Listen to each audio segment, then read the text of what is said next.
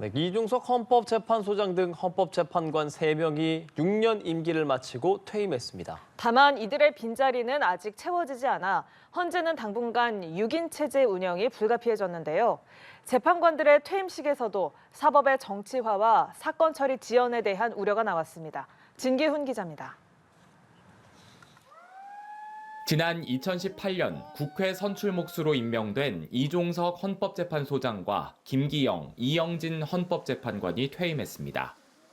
이 소장은 퇴임사에서 헌재의 위기를 강조했습니다.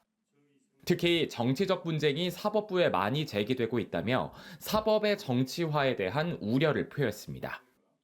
사법의 정치화 현상은 결국 헌법재판소 결정에 대한 불신을 초래하여 헌법재판소의 권위가 추락할 것이며, 이는 법치주의와 삼권 분립을 기반으로 하는 민주주의 질서를 해칠 것이니 국회에서 새 재판관의 후임을 선출하지 않아 6인 체제를 맡게 된 헌재의 사건 처리 지연 문제도 도마에 올랐습니다.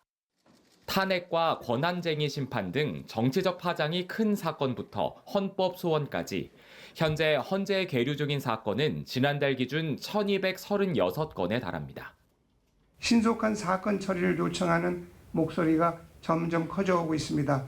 후임 헌법재판관이 선출되지 않은 상황이어서 사건의 심리와 처리는 더욱 정체될 것입니다. 지난 14일 헌재는 7인 의결 정족수를 규정한 헌법재판소법의 효력을 당분간 정지해 6인 체제로도 평의나 선고가 당장 불가능하진 않습니다.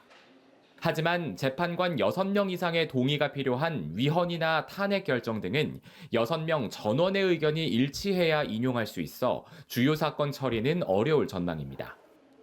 또 대법원장과 대통령, 국회가 각 3명씩 추천해 결정의 정당성을 확보하는 구조인 만큼 헌재의 균형 있는 결정을 위해서라도 국회가 후임 인선을 서둘러야 한다는 지적이 나옵니다.